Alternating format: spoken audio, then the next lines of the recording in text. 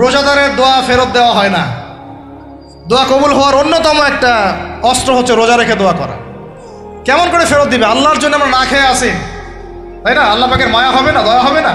আমার বান্দা না খেয়ে আছে, আমার বান্দা পানি ত্যাগ করছে, আমার বান্দা স্ত্রী সহবাস ত্যাগ করছে, হালালগুলো ছেড়ে দিয়েছে আমার জন্যে, তা আমি কেন তার দোয়া? অবশ্যই আল্লাহ পাক উপযুক্ত মনে করলে দোয়া কবুল করবেনই করবে ইনশাআল্লাহ।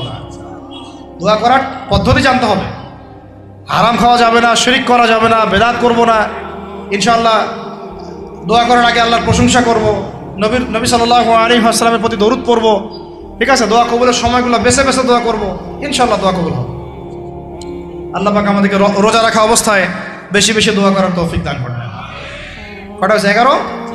12 নম্বর হচ্ছে রমজান মাসে তারাবির নামাজ জামাতে পড়ব। কি বললাম বলেন?